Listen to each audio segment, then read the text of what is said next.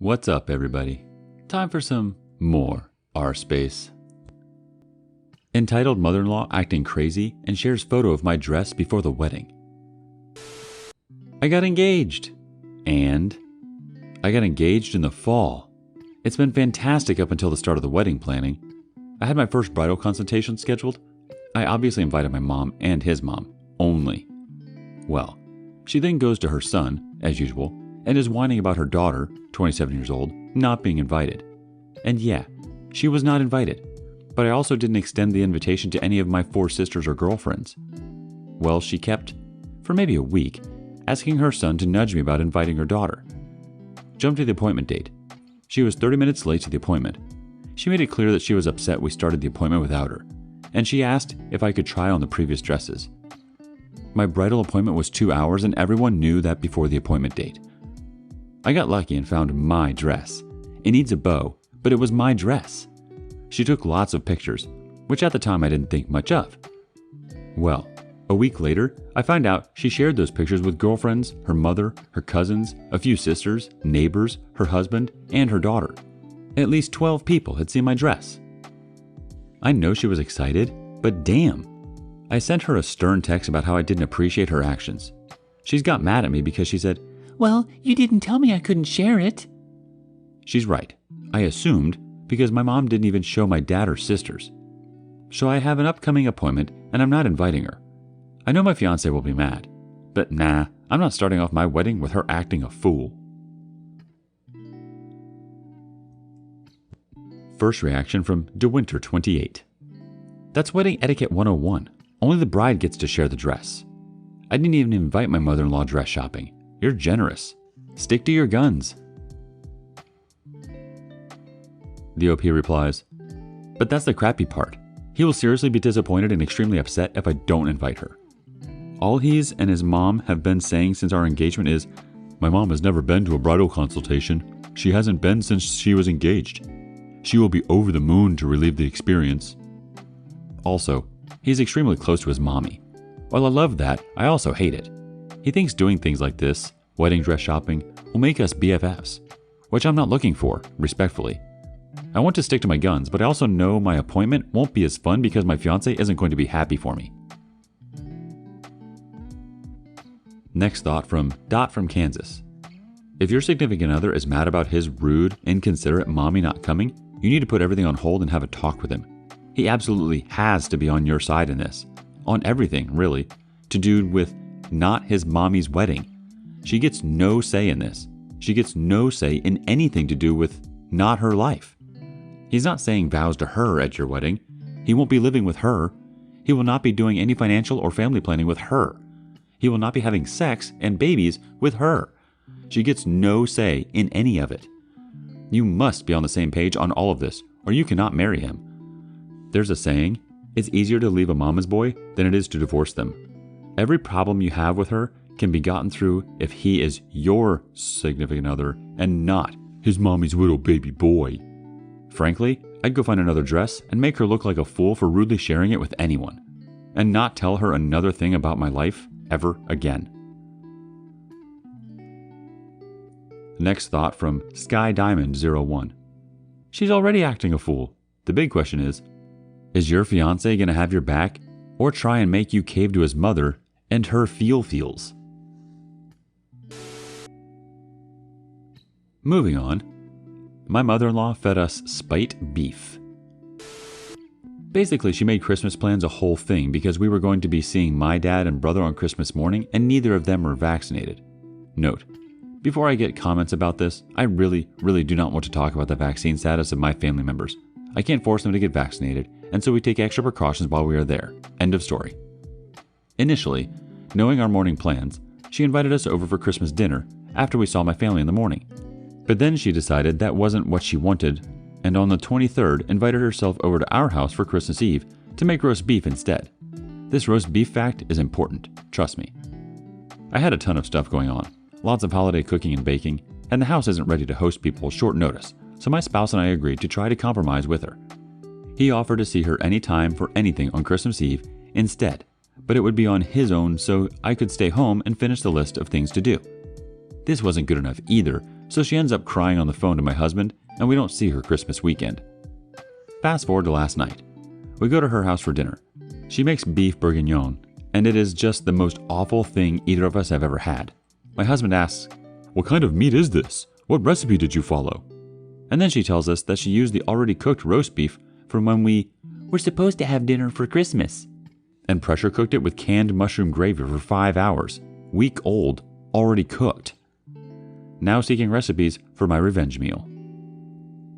Edit. Don't worry, I won't actually do a revenge meal, but it is incredibly satisfying to think about at that moment. Plus, some of the recipe suggestions are giving me a good laugh. Thanks all. First response from Bone Fawn.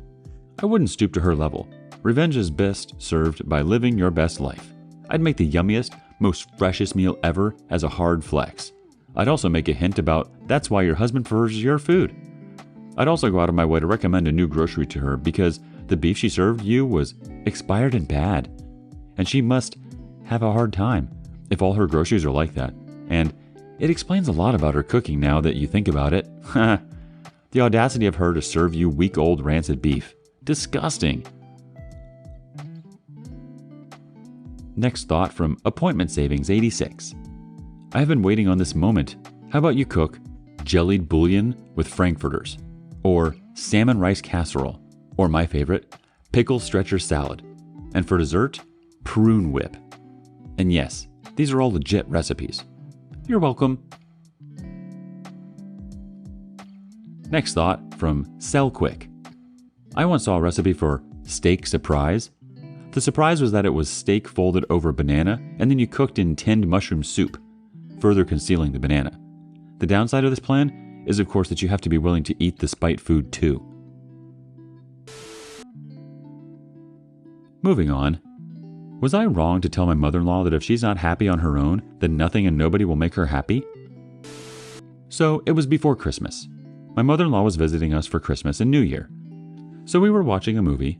We pretty much talked normally. The movie ended and she started moaning again about how she's miserable alone, how much better it is for those who have another half, that she's lonely and etc, etc, etc. Me, being tired of hearing this all over and over, said, if you can't be happy on your own, nobody or nothing will make you happy. It's your job to make yourself happy. My mother-in-law became angry that I said that bluntly and pretty much started saying, that's all different for everyone, that I am wrong and that I shouldn't be saying anything as I have it really good and that I have an easy life. Spoilers, I didn't. She keeps insisting that people are meant to be with other people, together, like puzzle pieces. If I give examples of my mom and her friends, who are all divorced and thriving on their own, my mother-in-law would say, that's a minor exception. I know mostly those are happy in marriage. And those are the same women as her, who don't have proper education, who depend on their husbands financially and aren't the smartest of the beans. After that, she went for a walk. This was to demonstrate that she was upset and showing how much she wants attention. I told my husband about this conversation. He told his mother that if she can't handle opinions of others and keeps saying that she's the only one who is right, she's the problem. First response from Sofa Queen. As my therapist said, you are the only one responsible for your life and happiness. How does she expect to find happiness if she just sits there miserable? It is not your responsibility to find her happiness. From now on, keep your conversations light, and when she starts in about how miserable she is, just walk away. The OP responds, in all ways it's not a win situation. I say something, bad. I leave, also bad. She's a really complicated person, who honestly is draining. Sofa Queen throws back, she's not complicated, she's being difficult hoping you and significant other will fill all the voids in her life. If no matter what you do is bad, do nothing. Significant other's circus, his monkey. Stop putting yourself in situations where you have to interact with her on your own. Next thought from Scoodle-Doo. There's a massive difference to being alone and to being lonely. I'm single and live alone. I have a great family and amazing friends. I am content being alone. And if the right person comes along, then great. Otherwise, I'm perfectly content with the status quo. Learning to be happy in your own company is the first step. Next story, titled, Husband Finally Gets It. Okay, so I have posted before about my mother-in-law randomly showing up to the house unannounced and just completely disrespecting my boundaries. Now, the unannounced has pretty well stopped after I threw a fit a bit back. But she will still constantly text me things like, "I'm down the street and was just going to pop in." And if I don't answer, she will show up. I don't answer the door. We saw her and her partner just before Christmas, and then again on Christmas Day. It was December 27th, then when she messaged me, "I was going to come around today to help pull out weeds." What the F? And I said, "No thanks." She then messaged me back, "Okay, well, I'll just pop over tomorrow after work." And once again, I said no. I told her sorry, but we have plans. We can plan something for later in the week. To this she replied, "Whatever, I get it." This has me angry, and I told my husband because it's not the first time she threw a fit when she didn't get her way. Husband was understanding of me being angry, but said he had no idea what she's playing at. Fast forward to this week. It's my husband's birthday. She messaged him on his birthday, "Would you guys like to come around for dinner tomorrow, Friday, to celebrate?" Now, I had already organized to have friends over for some drinks to celebrate, which was meant to be a surprise, but I told him so he could tell his mom. She responded, "Whatever, I'm starting to understand now." Like, what the F do you expect? We are a young couple, and it was a Friday night. Of course we are going to be celebrating his birthday. I know she knew this and was just doing this crap for whatever reason. My husband was perplexed as well, and she basically ruined his birthday because then she went on and on. I'm just so over it. She is constantly playing the victim. I'm thinking maybe it is because we have our first baby due soon and she knows she's going to take a back burner in her son's life, but I don't know. Either way, I am dreading having to deal with her BS when my baby is here. It doesn't help that I don't have any family either. Our first response comes from Under the Southern Cross. She's angry her just being able to drop in whenever she feels like it mode that she had established and would probably become a daily thing when the grandchild due soon has been squashed by you telling her not to come around and saying no to her. She's playing the victim. I see how it is, in the hope that you'll feel guilty and go running after her, telling her, of course she's always welcome. Mother-in-law is annoyed that isn't happening. Mother-in-law is learning that she isn't immediate family anymore, that you and the devoted husband are adults starting your own family, and she doesn't have access to you and your household whenever she wants it. There will probably be more passive-aggressive comments, but ignore them and keep saying no when you want to. The OP replies, "Well said, you are spot on. She will just keep getting shut out. More so when the baby is here because I won't have her toxicity around my child. Her loss." Next thought coming from Reliant20. I reread your other post and saw what she pulled, and got away with on Christmas. This woman's infuriating.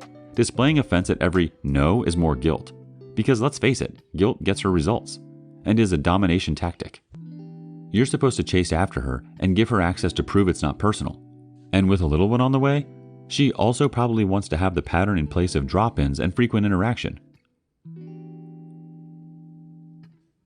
The OP replies, "Oh yeah, I assume that is exactly what she is playing at. That is why after Christmas, I really did not feel like a battle as it was already such a long day, so yeah, I stupidly gave in. I have put my foot down. I sat husband down and told him what she's been doing. The weekly guilt trips are just to me. And I explained to him I will not be having it anymore.